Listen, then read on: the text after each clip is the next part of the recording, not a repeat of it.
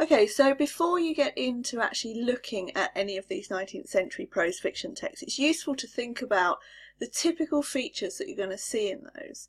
So in this lesson we're going to be looking at typical features that you see in most fiction from the 19th century. So if we begin with the settings of 19th century prose fiction are usually more than a backdrop to the action. They're important aspects of the narrative and could be used as a narrative device just as much as the characters and the events that are unfolding. In many cases, the setting becomes almost like a character in the narrative. It takes on its own kind of personality. If we think of texts like Wuthering Heights, or maybe some of Thomas Hardy's novels, the Wessex of Thomas Hardy, the Egdon Heath, it has a character all of its own that's related to the human characters whose lives unfold against that background. The settings often have symbolic significance in relation to the events and the characters in the text. They're often used to represent the way their lives are going. They may be used to represent their emotions. They could also be used to represent a particular idea about 19th century society. And linked to that is this device of pathetic fallacy. Pathetic fallacy is used a great deal by a lot of 19th century writers, and it's where elements of nature, elements of the natural world, usually the weather or the kind of the seasons, are used to reflect something about the characters. Quite often it will be their emotions, it will be something they're going through, it will be reflecting the way that they're feeling and the way they're dealing with the situations they find themselves in. So the settings in these 19th century works of fiction need to be looked at and need to be considered when you're looking at how the writer is presenting their ideas and their perspectives, because quite often they'll be doing that as much through the setting, the thing that we think of as the backdrop, as they will through the characters and the events. So let's have a look at the sort of thing that we might find. Here's an example from a novel by Dickens called Hard Times, and it's describing a town called Coketown. It was a town of red brick, or of brick that would have been red if the smoke and ashes had allowed it. But as matters stood, it was a town of unnatural red and black, like the painted face of a savage. It was a town of machinery and tall chimneys, out of which interminable serpents of smoke trailed themselves for ever and never got uncoiled. It had a black canal in it, and a river that ran purple with ill-smelling dye, and vast piles of buildings full of windows where there was a rattling and a trembling all day long, and where the piston of the steam engine worked monotonously up and down, like the head of an elephant in a state of melancholy madness. It contained several large streets, all very like one another, and many small streets still more like one another, inhabited by people equally like one another, who all went in and out at the same hours, with the same sound, upon the same pavements, to do the same work, and to whom every day was the same as yesterday, and tomorrow, and every year the counterpart of the last and the next. So what Dickens is describing there is an industrial mill town in the north of England in the 19th century, and he plays with these ideas that the colours, the red and the black, he makes it seem like a vision of hell, so we associate those colours with hell, and this idea that everything's monotonous, there's a lack of individuality in the buildings, in the jobs, and therefore in the people. So the town and the way the town is described develops into the way he's describing the people and what it's like to live there. And this is very typical of the way that settings are used symbolically and almost as individual characters within these types of fiction. Okay, so we've talked a bit about the backdrop. Now we need to think about the characters, the actors in these works of fiction. Generally, what we find in 19th century prose fiction is that the characters tend to be stock characters. They represent a type of person or a moral characteristic. Quite often they're very stereotyped. So some of the typical characters we might find in a 19th century work of prose fiction include spinsters, women like Miss Havisham. To be a spinster was a terrible thing in the 19th century. You didn't want to be a spinster. They were viewed with suspicion. They were often characterised as being rather witch-like, being sinister characters. So we find spinsters being used to represent negative traits of femininity in 19th century prose fiction. We also then have naive young men. These feature a lot as often the main protagonist in a lot of these texts. One example is the character of Angel Clare in Tess of the D'Urbervilles, who marries Tess, but who believes he's been tricked by this temptress into a marriage, and that she's lied to him about her virginity and her purity. But we often see naive young men as the main protagonist. So Pip in Great Expectations, that's a story about his life and how he comes to maturity and becomes a young man. We also have fallen women.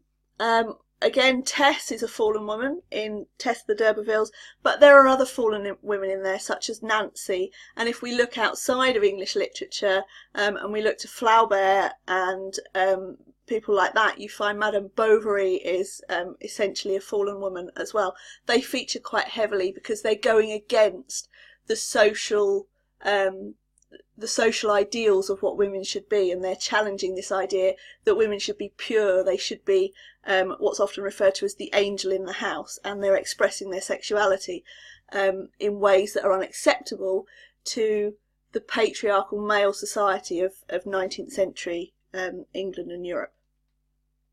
We also have charismatic but dangerous men. These appear in lots of novels. Again, if we think about Tess of the D'Urbervilles, Alec d'Urberville is a good example. They're very much the kind of music hall villain with their, they're twiddling their moustaches and chuckling in the background.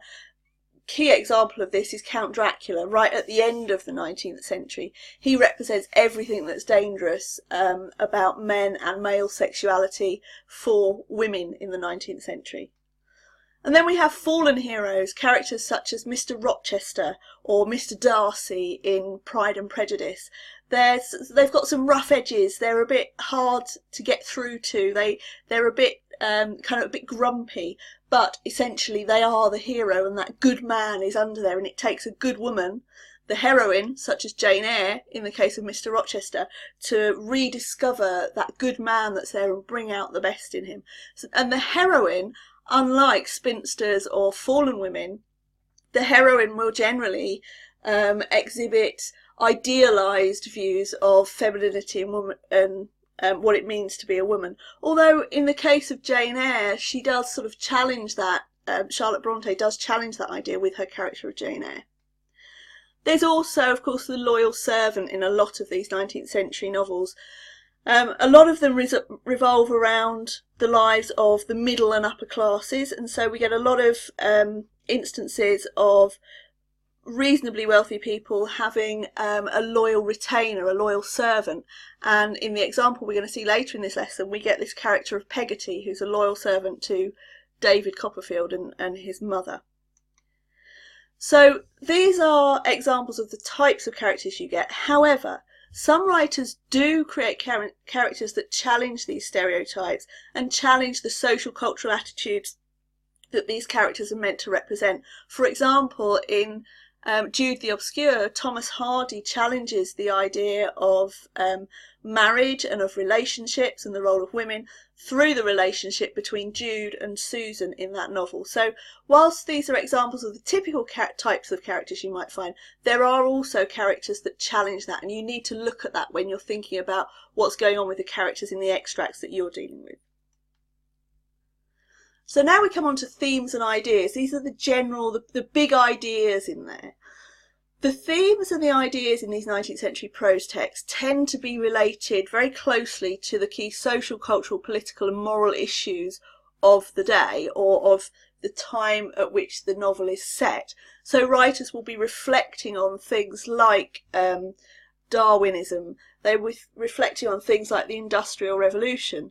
And that's why it's very important to understand those social, cultural, political and moral contexts for these novels, because if you don't, you will miss some of the meaning that is being conveyed to you through these particular texts. So it really is important that you do get a good understanding by using the timeline and the materials that are provided for you of the cultural, the various contexts for these types of texts. So the types of themes and ideas that we get class, we get lots of novels and short stories that are exploring this idea of class, because during the 19th century the traditional class divisions were breaking down. You had a new and emerging middle class, and people were trying to work out where they fitted into the social hierarchy.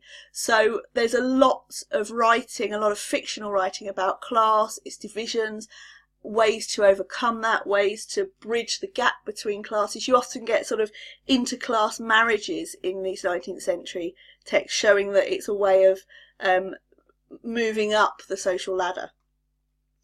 We get a lot of novels on the plight of the working classes, both in industrial situations and also in rural situations.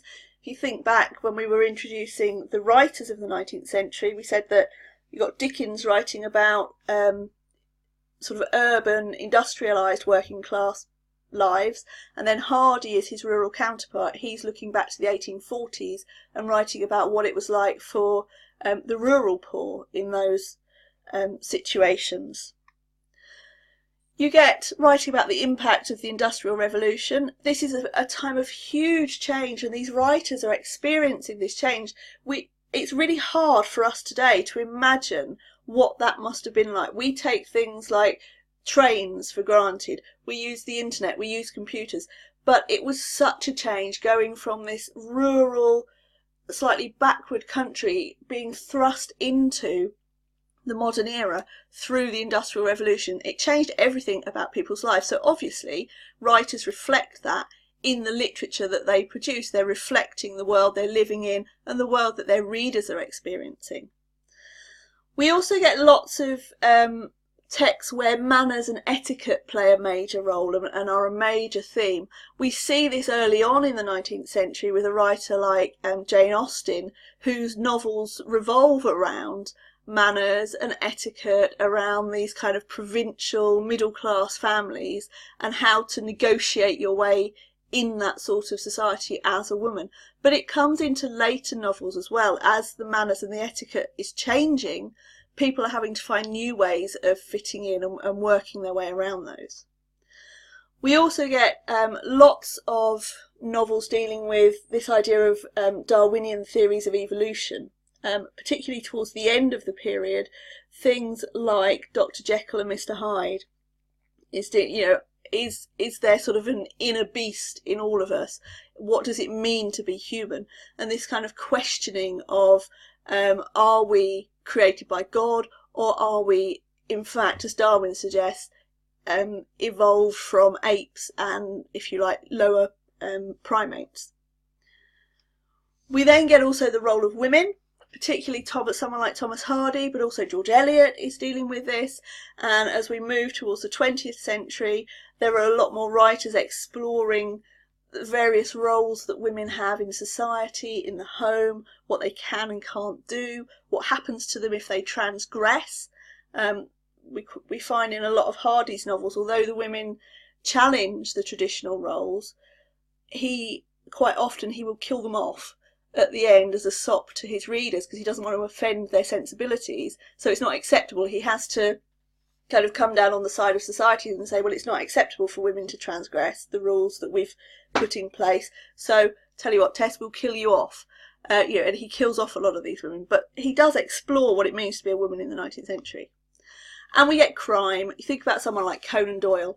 He creates this very famous detective Sherlock Holmes, and he explores the criminal underworld that's there in the 19th century. But again, you get this in Dickens. There's a lot of crime in Dickens. Think of Fagin, think of The Artful Dodger and the Pickpockets. There's lots of crime during this period, and lots of crime that goes under the radar. The police force hasn't been around for the police force is only formed in the 1820s. So crime is a real issue for people at this time. Science, progress and the future. This is a real bone of contention.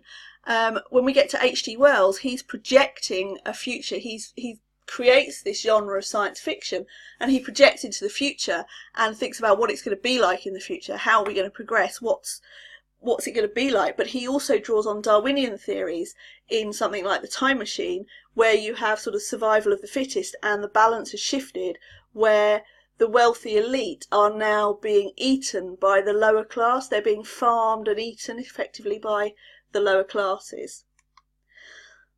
This list is just to give you an idea, give you a flavour. It's not exhaustive, it's just representative of some of the key themes and the ideas that you might encounter as you're working your way through the various extracts of 19th century prose fiction in this part of the course.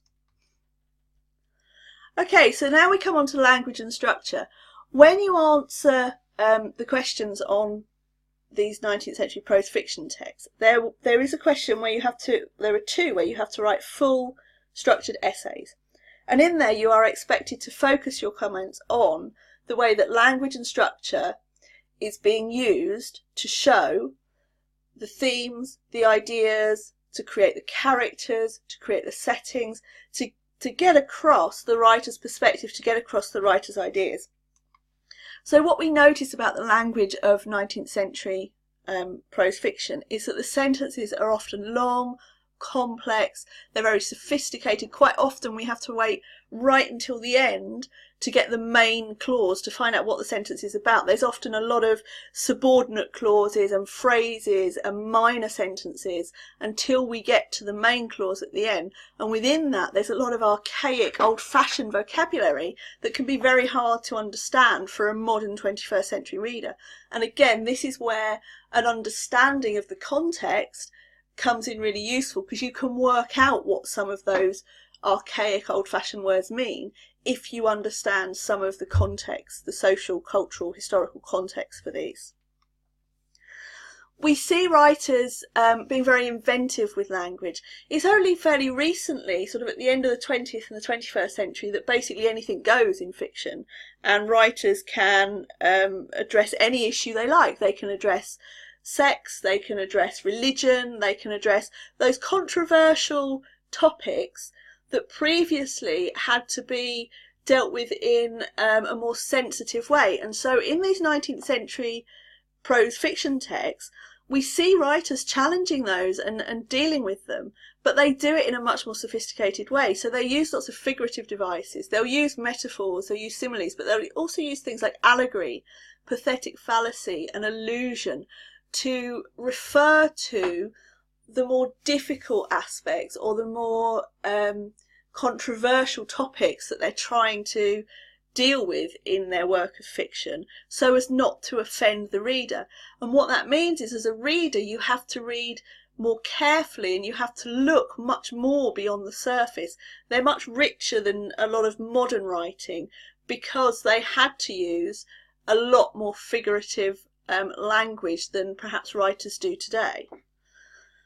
There'll often be some form of omniscient narrator. Now, omniscient just means all-seeing and godlike, and we find this in most 19th century prose fiction texts, that there is some type of omniscient narrator, and that might be the main protagonist as an older version of themselves, looking back on their lives, or it might be an external narrator. So in Thomas Hardy's novels, there's an unnamed external narrator, and it's like that narrator is looking down and watching the lives of the characters unfold. Whereas in the text that we're going to be looking at shortly in David Copperfield, like a lot of Dickens, the narrator is actually David himself. It's an older version of himself writing a retrospective narrative of his life and looking back over his life through the device of these letters to his old servant. So there's usually some kind of overview, a narrator that gives you an overview of what's happening, and that's to allow you to engage with the ideas and engage with what the characters are doing and sort of form your own opinions of the characters and their events and how they react to those events. A lot of these 19th century prose fiction texts are structured as some kind of quest or journey. It might be a physical quest or journey, but more often than not, it's some kind of personal, psychological journey. So it might be the development from childhood into adulthood. It might be the development from innocence into experience, that kind of journey. And it's there to sort of show the readers what that's like and how that might be for them if they were going on a similar kind of journey. So there are some of the key features of 19th century prose fiction, the typical features in a very broad sense that we expect to find in these types of texts, what we're going to do now is have a look at an extract from David Copperfield, written by Charles Dickens right in the middle of the 19th century, and look at how we can see these typical features in action in an extract from a 19th century prose text. To see how the typical features of 19th century prose engage and interest the reader, and how the writers of these types of texts use those features to get across their ideas and their perspectives to their readers, we're going to have a look at a short extract from one of Dickens's novels called David Copperfield. The extract comes from chapter 3, and the novel was written in 1850, so right in the middle of the 19th century.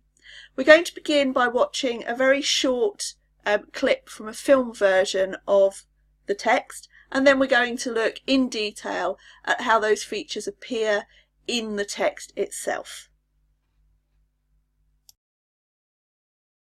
Dear Peggotty, I suppose it was because she saw us so happy and would not spoil it that she never did carry out the commission my mother had entrusted to her. It was only when we were approaching the very gate of the house that at last she told me. Mr. Barkis, sound your horn! Please, sound your horn, then she'll come to the gates!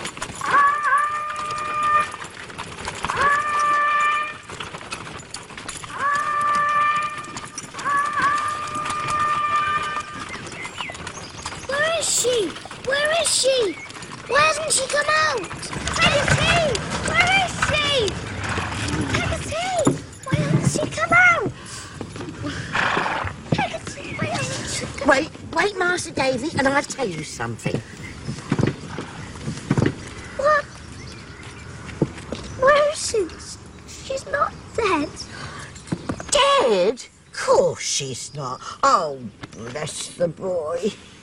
Now, Davy, I should have told you something before, but I couldn't bring my mind to it. What do you think? You got a pa. A new one. Mama! Davy! Clara? My dear? Control yourself. Well, you may kiss your mother, David. Always control yourself. Well now, Davy. How do you do?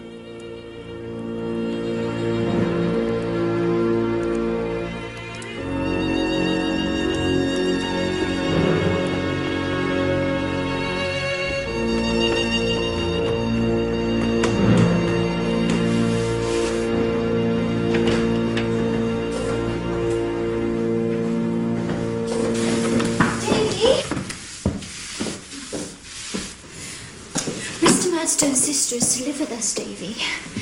She's to have this room, while you're to have a new room. But why? Come with me.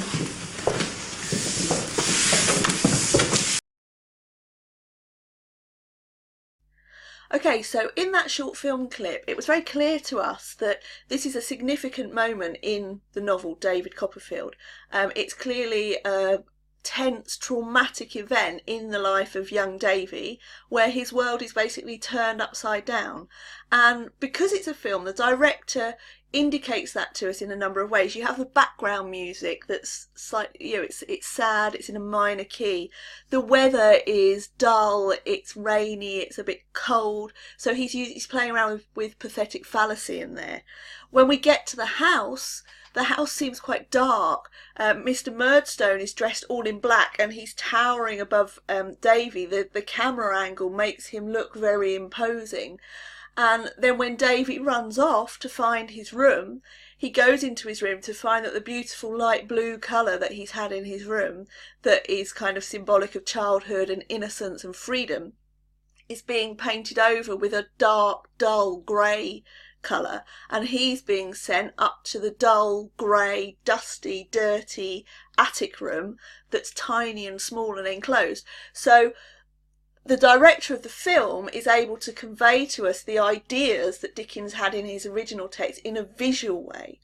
What we need to do is to go back to that text and look at where those ideas come from in terms of the language that Dickens uses, because the director has created a fairly faithful version of this episode for the film based on the original text. So on your screen you can see the original text, and hopefully you've had a chance to read through that before you watch the little clip. So what we're looking for are words, phrases that create that atmosphere, and also looking at the structure of it. How do things change? What's actually going on here? So the first thing we notice is that when he describes the door opening, he tells us that he was half laughing and half crying in his pleasant agitation for his mother. So he can't wait to see his mother. He's overjoyed at being back. He can't wait to get there. But actually it's a servant that opens the door. It's not Peggotty that opens it. It's a bit confusing, this. It isn't Peggotty that opens the door. She's sitting in the cart with Davy. It's a servant that opens the door of the house, and he was expecting it to be his mother. And then straight away he asks Peggotty why his mother's there, and if we look at the language he uses, he says ruefully. Now this term ruefully means sort of mock agitation, so he's not really concerned at the moment. He thinks it's some kind of game. He doesn't have any sense that there's anything necessarily wrong at this point, but he's slightly uneasy. Why, Peggotty, I said, isn't she come home? And then Peggotty's response is interesting, because she says, yes, Master Davy, said Peggotty. She's come home. Wait a bit, Master Davy, and I'll tell you something.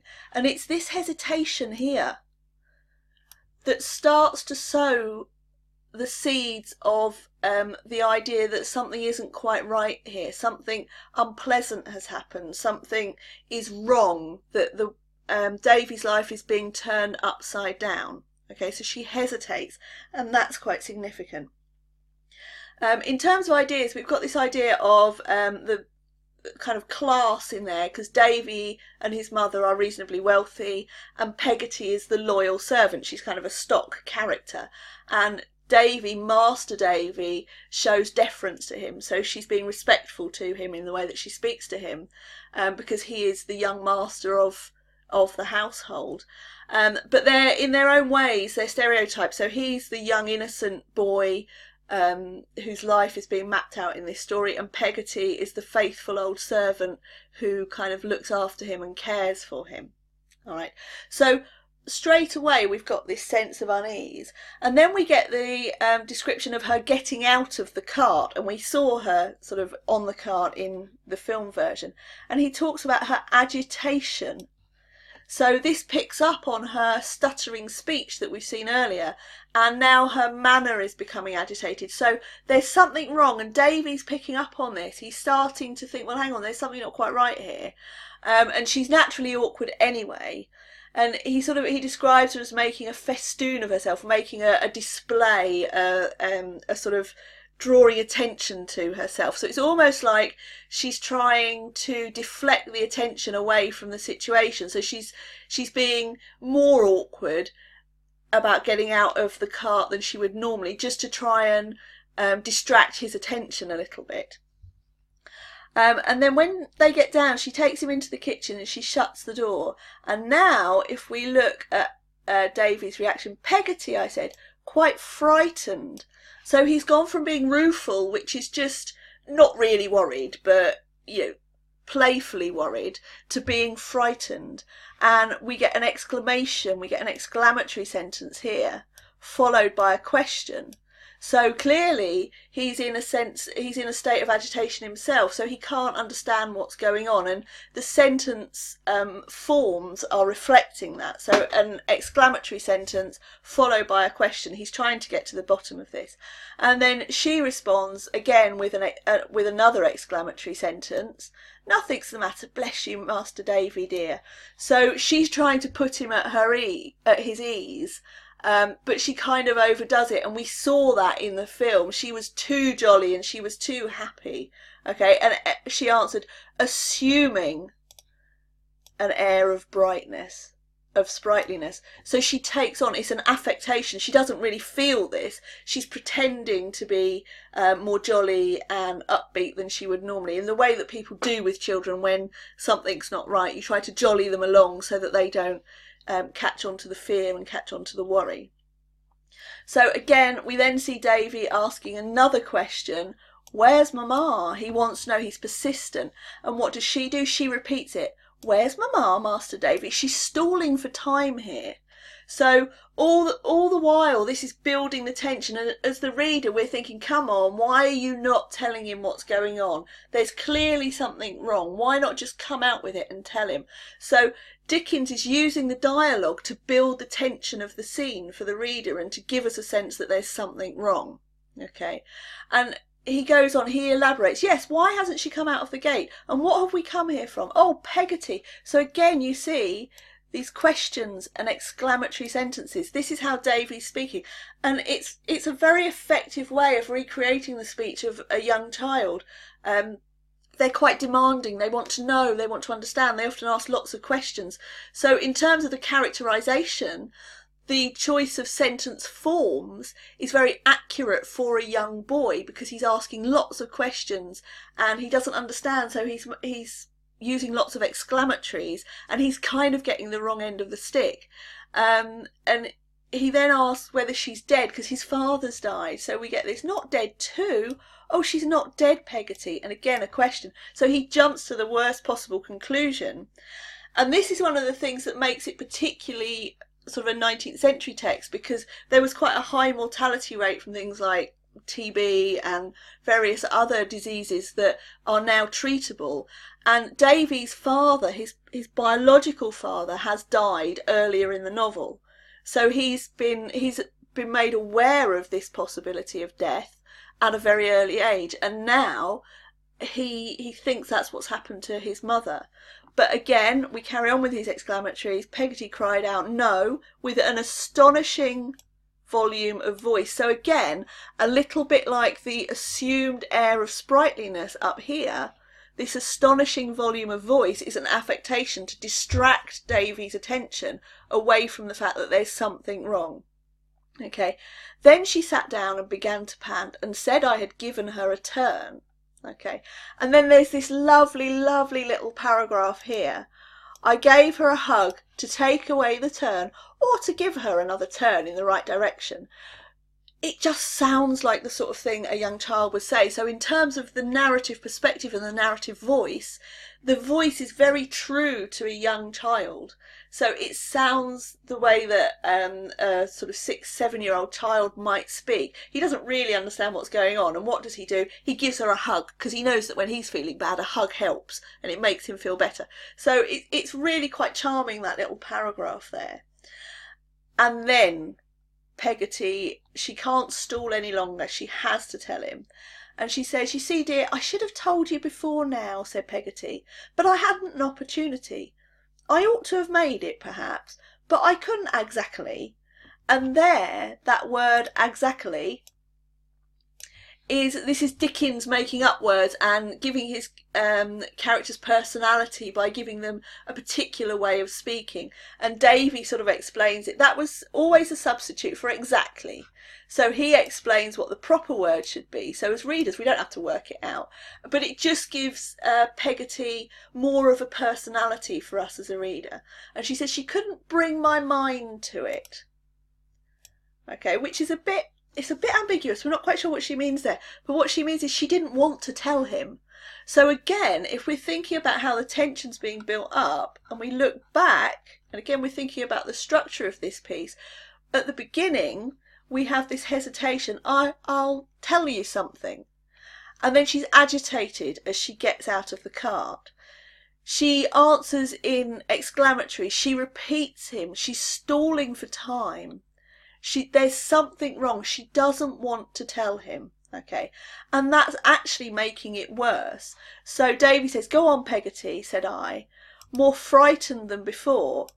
So she's actually made it worse for him, rather than sort of making him feel better and stopping him thinking about what the possibilities might be. All her stalling and her procrastination has allowed his imagination to run away with him, and now he's really scared.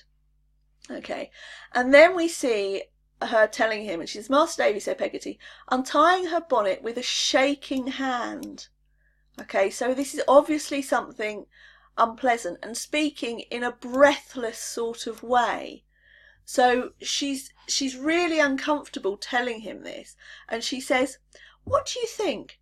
You've got a pa." And we saw in that film clip, you saw the actress's facial expression. Okay, and she said it in quite a jolly way, but actually her facial expression contradicted the tone of her voice, and that's what's going on here. "What do you think? You've got a pa." And then Davy's reaction is that "I trembled and turned white, something I don't know what or how, connected with the grave in the churchyard." This is a reference to his dead father, and the raising of the dead seemed to strike me like an unwholesome wind.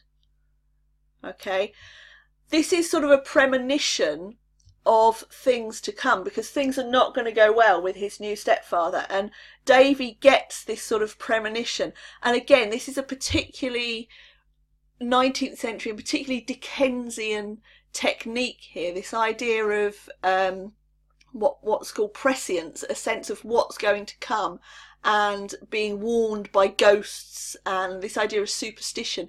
We get this a lot. If you think about something like Christmas Carol, you have the ghost of Marley coming, and you have the three spirits coming and showing Scrooge what's going to happen in his life.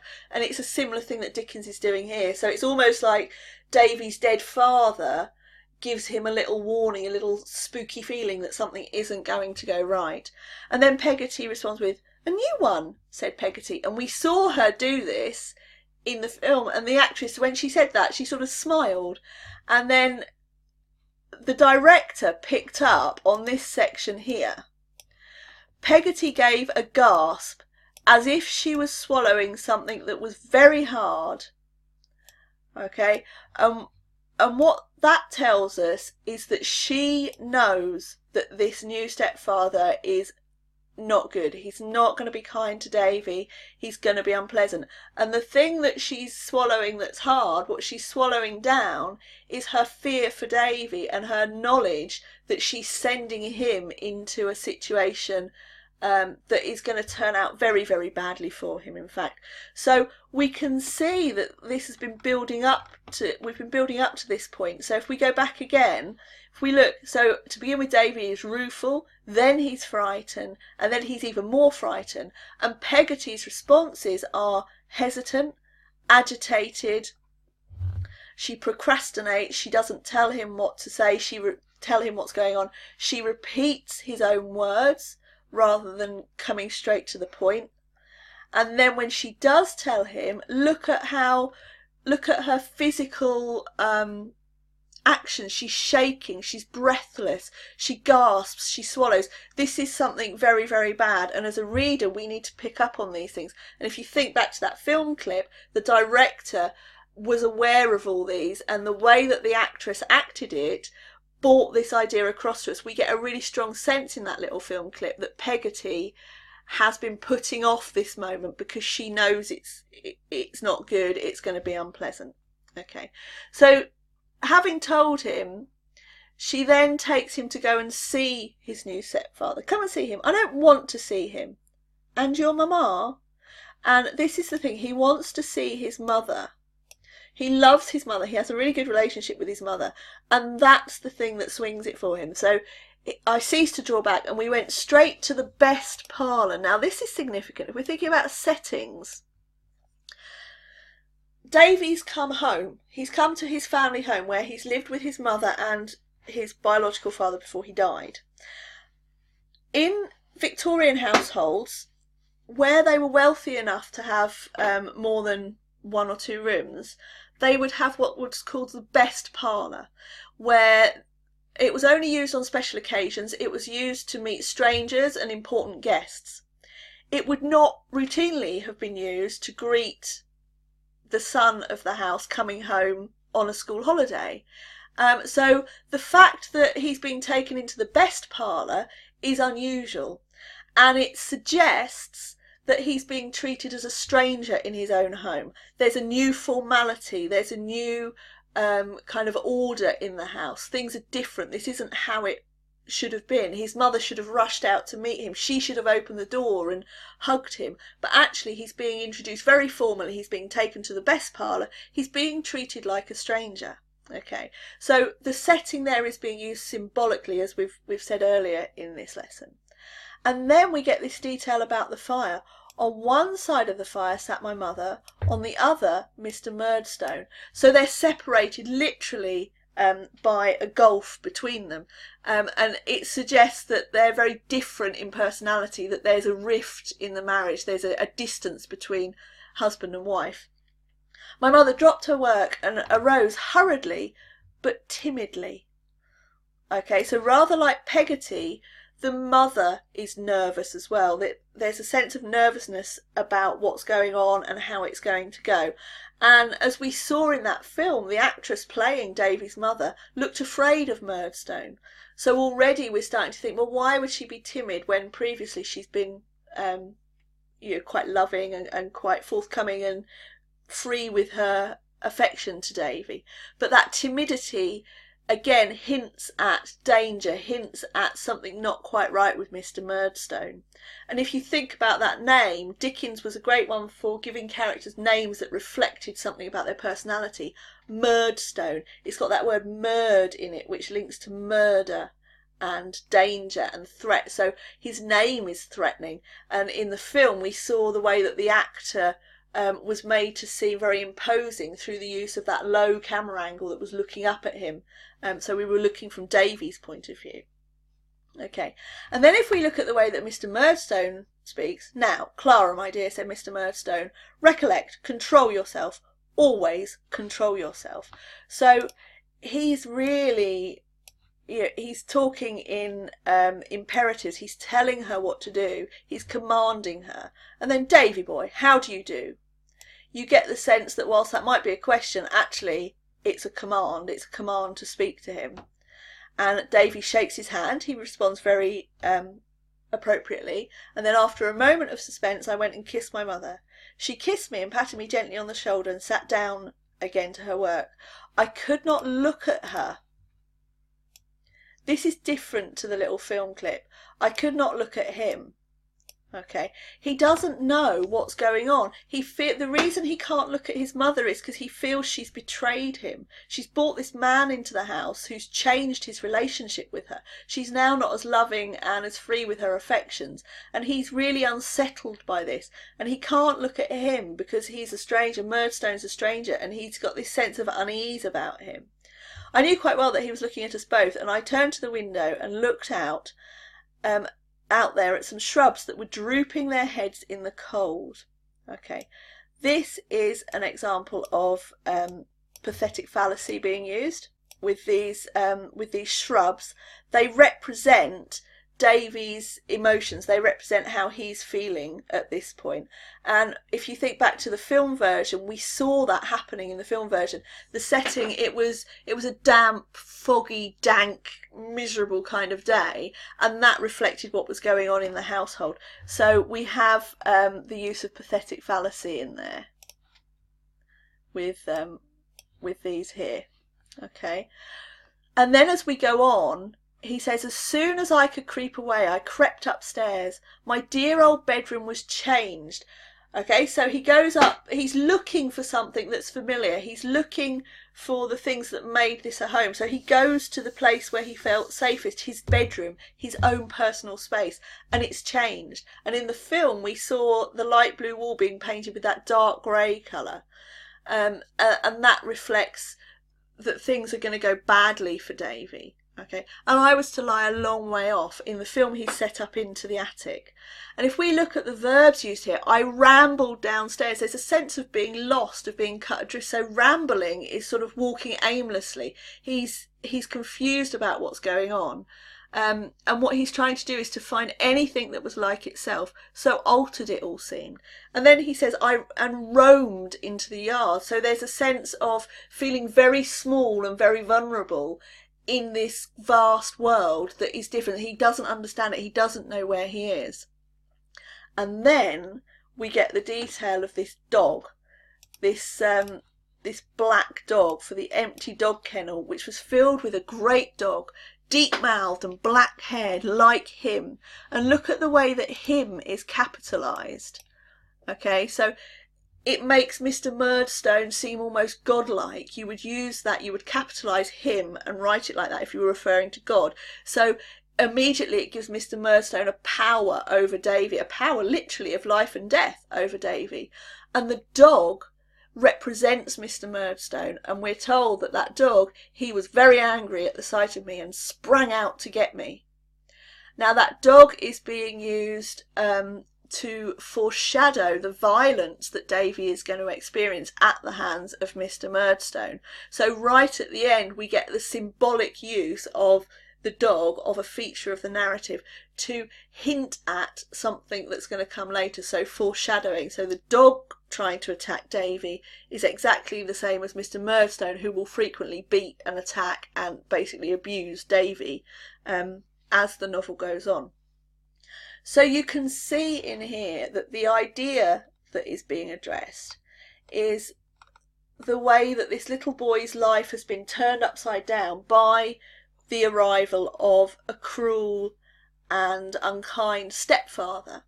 And that's hinted at through the way that Peggotty speaks, the way that she puts off telling him, her hesitation, her agitation, and then also through details such as the use of pathetic fallacy, where the weather reflects what's going on in Davy's life, in Davy's mind, and also through that metaphorical use of the dog, where the dog represents Murdstone, and we have that foreshadowing of the violence that is now coming into Davy's life. So there is a lot going on there, and these are the kinds of things that you need to be able to draw out of these texts when you come on to do them in the exam.